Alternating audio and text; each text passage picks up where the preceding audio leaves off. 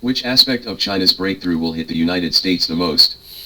In Zhang Hao's view, it is not economic growth or military technology, but two other aspects. Objectively speaking, at this stage, whether it is a breakthrough in military technology or economic growth, although both are important, they will not constitute a strong impact on the United States. The reason for saying this is also very simple. China's comprehensive national strength is already comparable to that of the United States, and each has its own strengths. In the short term, faster and slower growth will have little impact on the competition between China and the United States. With strengths, China's military technology has surpassed that of the United States in many aspects, but there is still a gap with the United States in terms of the size of the Navy and Air Force, long-range projection, and combat capabilities. Objectively speaking, partial changes in these two aspects will not change the current strategic balance between China and the United States. So, what changes can directly disrupt the strategic balance between China and the United States? Zhang Hao believes that there are two aspects. Once China makes a major breakthrough in these two aspects, it will have a major impact on the strategic balance between China and the United States, and it will pose the most severe blow to the United States at this stage. These two incidents are, in essence, drastic measures against the current strategic fulcrum of the United States, and a complete subversion of the hegemony of the United States as a major power. The first aspect is a breakthrough in the field of chips. China is making breakthroughs in the field of chips, including 14 nanometers technology, and even the light source of EUV lithography machines. China has achieved breakthroughs in technology. Although there is still some time to enter commercial applications, it is only a matter of time. Two recent pieces of news prove this point. The first was the visit to China by the Deputy Prime Minister and Foreign Minister of the Netherlands. During the visit, the statements were full of meaning. It not only expressed the helplessness of the United States in putting pressure on the Netherlands, but also hoped to discuss in-depth cooperation with China.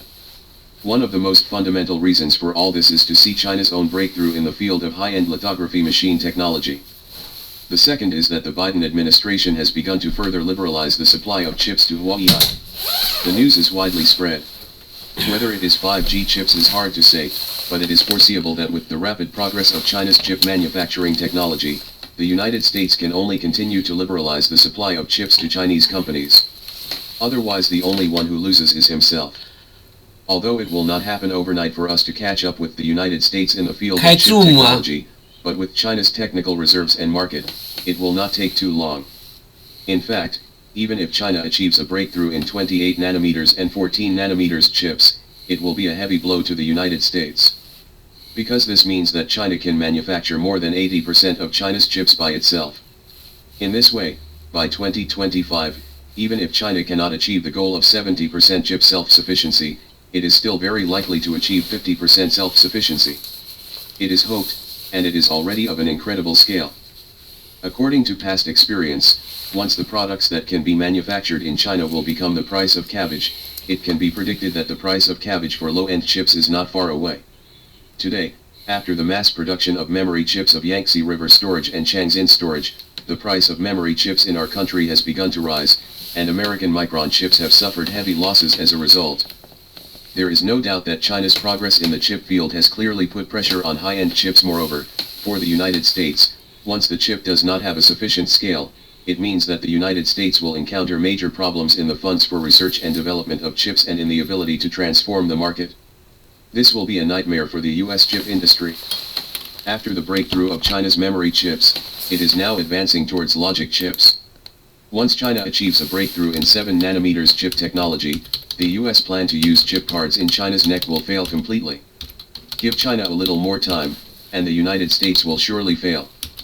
The second aspect is a breakthrough in the replacement of the RMB against the US dollar.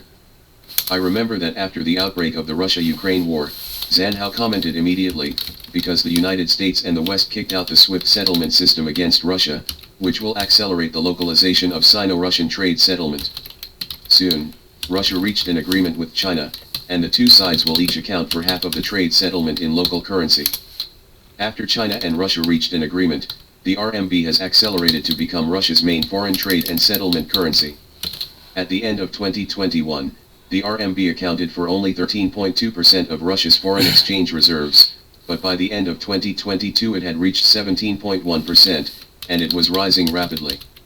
In February 2023, the trading volume of RMB in Russia exceeded 1.48 trillion rubles, one-third higher than that in January, surpassing the US dollar for the first time, accounting for nearly 40% of the trading volume of major foreign currencies, and becoming the most traded currency in Russia.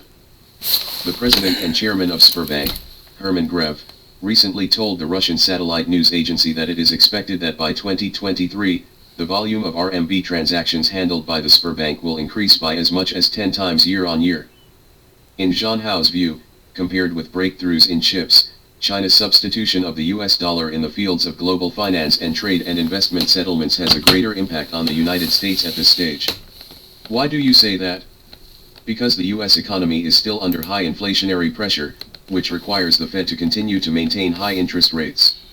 At the same time, the US economic growth has encountered great difficulties, which in turn requires the Federal Reserve to cut interest rates to stimulate the economy. When the monetary policy is not enough to support the economy, fiscal means should have been used, but the very serious problem now is that the world is de-dollarizing, and everyone is not interested in buying large sums of US Treasury bonds. With regard to de-dollarization, after China and Russia firmly de-dollarized, the renminbi has made a new breakthrough.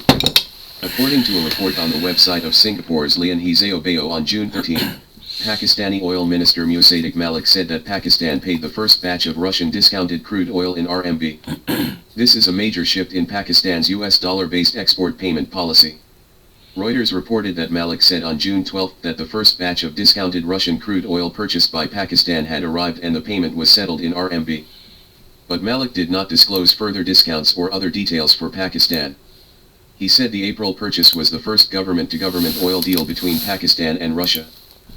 We all know that Pakistan's economy encountered major difficulties last year, and one of the most important reasons was that its US dollar foreign exchange was exhausted.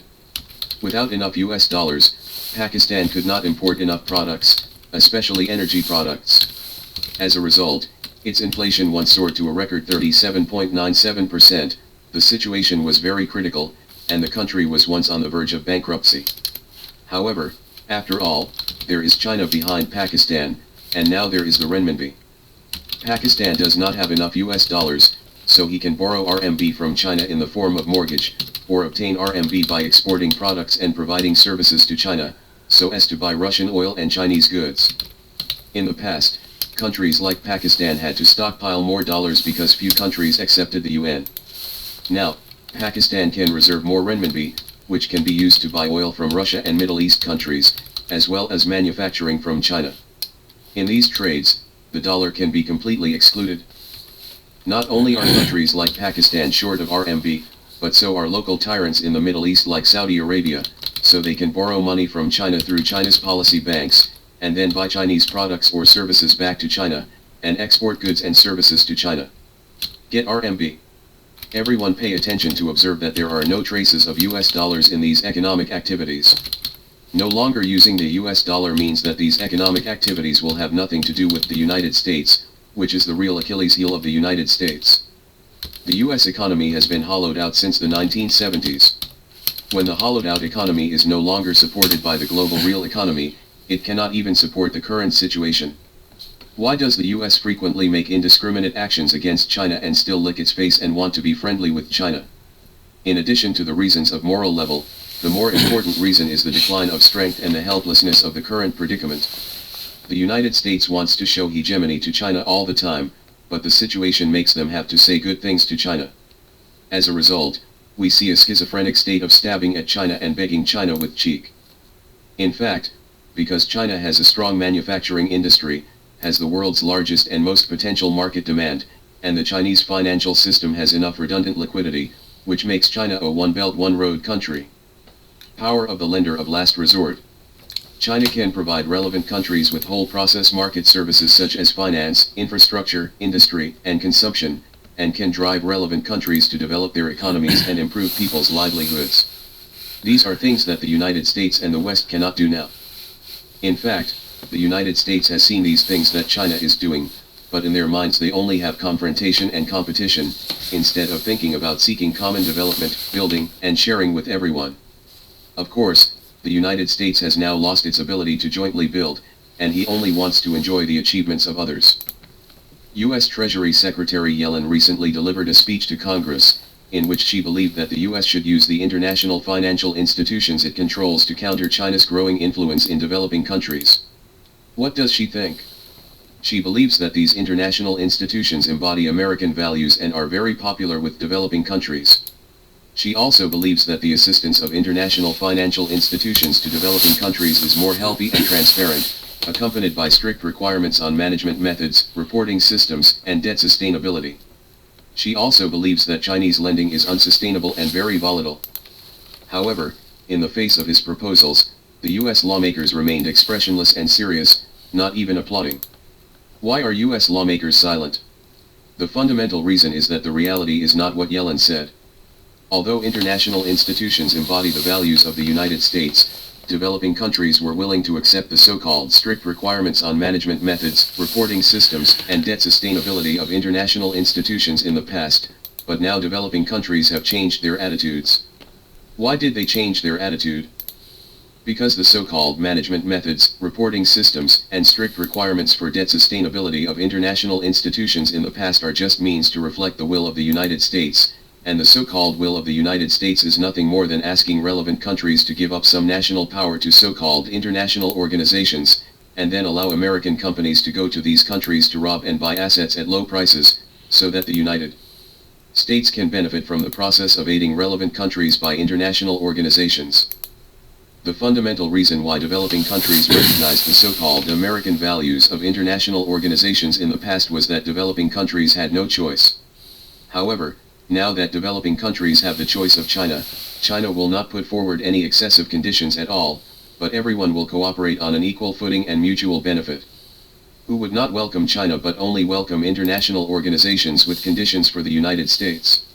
Of course, these congressmen in the United States are aware of the current situation, so when Yellen said those words, these congressmen were silent. Moreover, now that developed countries are struggling to sustain themselves, where can international institutions get money? Just like the current international organizations, who will expand the capital injection. The United States and Western countries themselves celebrate the New Year with Wangxiaer. Where do they dig money to give to international organizations? The more important issue is that what developing countries need is infrastructure construction. The economies of the United States and the West have been hollowed out. Even if they have the money, they cannot provide the infrastructure services that developing countries need. Could it be that they pool money to let other countries buy China's infrastructure? Serve. If developing countries are not allowed to cooperate with China in infrastructure, then what is the value of these aids?